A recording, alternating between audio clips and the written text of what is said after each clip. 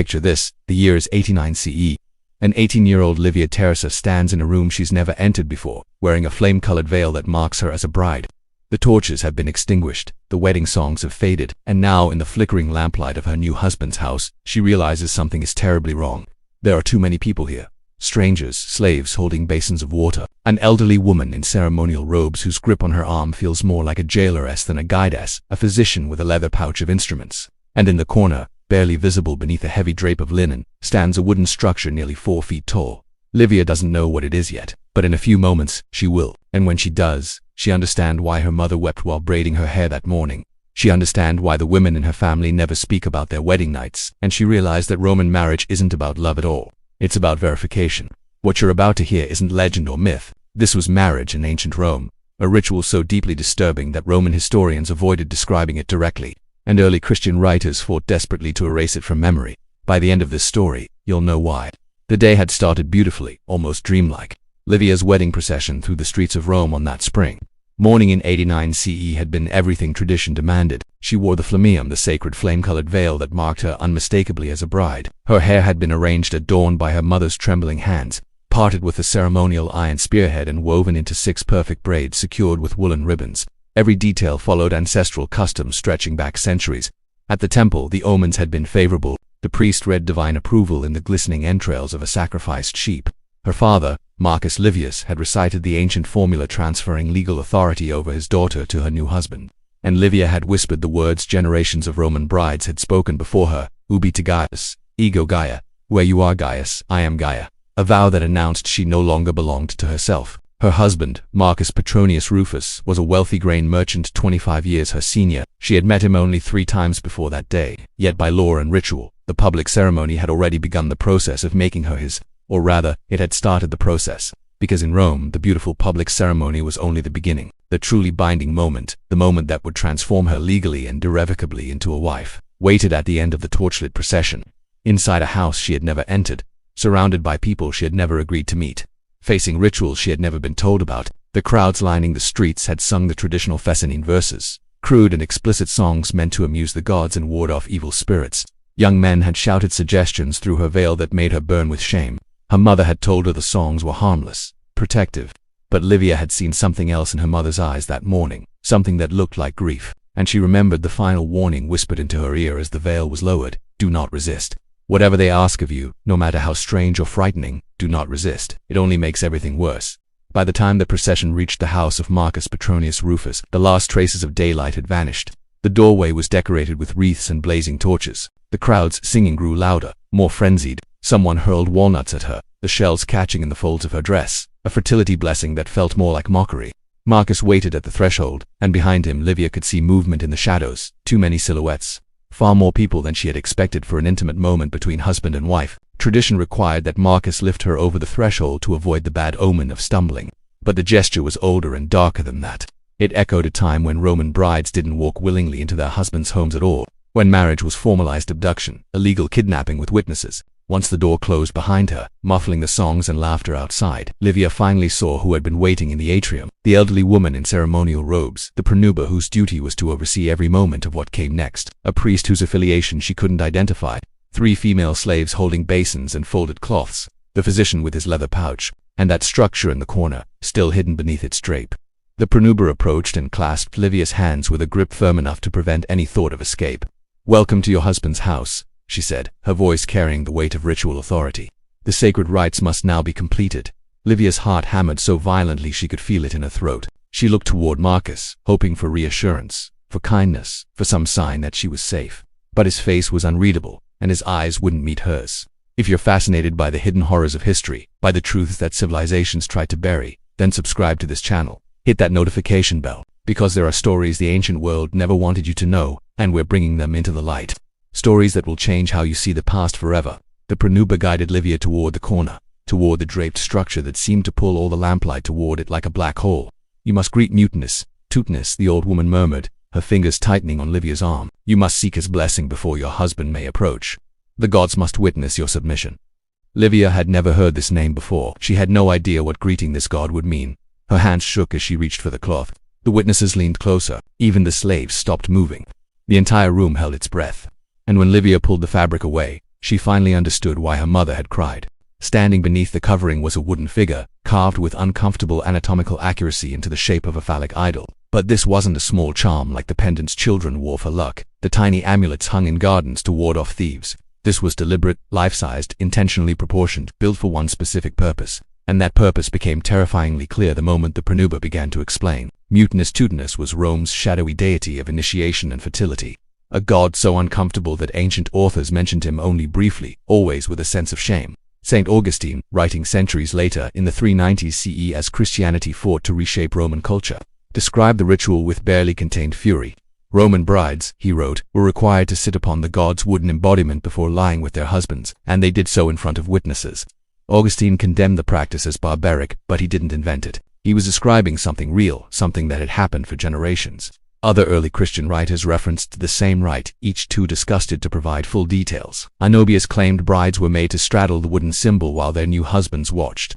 Lactantius argued that even speaking of it polluted the tongue. Even Varro, a pagan scholar writing in the 1st century BCE, mentioned brides being presented to mutinous Tutinus with phrasing that suggested physical contact, though he carefully avoided specifics. Modern historians, deeply uncomfortable with these implications, often try to soften the descriptions. Perhaps brides only sat symbolically on the statue's lap. They suggest perhaps it was merely ceremonial, a light touch, nothing invasive.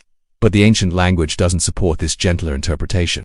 Augustine used the word insidia, which means to mount, to settle onto with weight. Arnobius's phrasing suggested penetration. Lactantius refused to describe the details at all, something unlikely if the act had been merely symbolic. The official explanation was fertility, divine blessing, the gods witnessing the transition from virgin to wife. But the unspoken purpose might have been something else entirely. To break down resistance before what came next. To demonstrate submission in front of legal witnesses. To prepare a virgin bride, physically and psychologically, for what Roman law required from her body that night. Livia stood frozen before the wooden god, the lamplight throwing its grotesque shadow across the wall.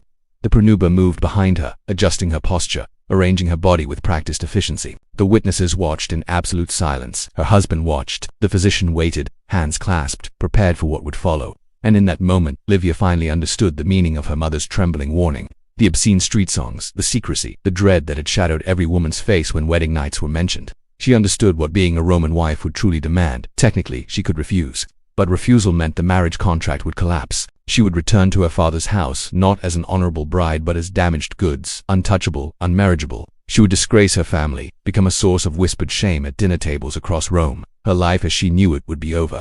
So she didn't refuse. When the ritual with mutinous Tutinus ended, slaves approached with warmed, scented water. They washed her carefully, murmuring prayers meant to purify her after contact with the god. But the cleansing had a second, more practical purpose. It prepared her for the examination. The physician who had been watching silently now stepped forward, and Livia felt her stomach drop. This part too was not optional. In marriages involving wealth, lineage, or political standing, Roman brides underwent medical verification, a formal examination by a midwife or physician who documented the bride's virginity before the ceremony. The records of that examination could later decide disputes about inheritance or legitimacy. Roman medical texts, cruel in their precision, leave no doubt about what the examination involved. That first examination, conducted earlier in the day, had established the starting point. It declared Livia untouched, an unaltered asset in Roman legal terms. Now came the second examination, performed after the ritual with the wooden god. This one checked that everything had been carried out according to tradition, that the physical signs matched the earlier documentation, that she was, in Rome's cold logic, ready for consummation. Everything occurred with the witnesses present. Their sworn statements could later be demanded in court if the marriage was ever challenged, and not one person in that room seemed to feel the slightest discomfort about what was being done to her. What feels invasive, humiliating, and traumatic to modern sensibilities was to Romans simply a matter of legal procedure. The bride's comfort didn't factor into the equation. Her emotions were as irrelevant as the feelings of a field being surveyed before sale. Property didn't have feelings, and property was being transferred. The procedures had to be followed. When the examination was finally complete, the Pranuba led Livia toward the bedchamber prepared for consummation. The room was arranged exactly as tradition required. The bed was positioned so it could be easily observed from the doorway, because that doorway, by custom, would remain open throughout the night. Oil lamps burned steadily, casting enough light for the Pranuba to watch without interruption. Slaves waited nearby to assist afterward with water and cloths. Every part of the room felt staged, arranged for a ritual Livia couldn't escape. Marcus entered at last, and something in his face startled her, not confidence or desire but unease, as if even he understood that what was about to happen wasn't an act of intimacy. It was an act of verification, performed under observation, documented for legal purposes, and the night was only beginning. The pronubis stood watch from the doorway as the consummation unfolded, stepping forward when tradition required instruction, occasionally adjusting something, ensuring that every part of the act aligned with legal expectation. The door stayed open. Lamplight spilled into the corridor. Anyone in the household could hear the movements, the voices, the ritual commands. Every sound was part of the documentation, part of the evidence that would prove this marriage was legally valid and binding. Nothing about that night was private. Nothing was meant to be. For Livia, the bedsheets might as well have been parchment, and her body the ink Rome demanded to finalize the contract.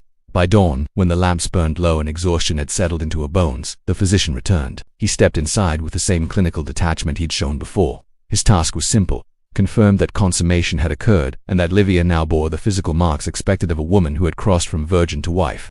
His examination was recorded. The pronuba gave her sworn testimony. Witnesses nodded in acknowledgement. The legal transformation was complete. Livia Tirsa, barely 18 years old, was now officially a Roman wife.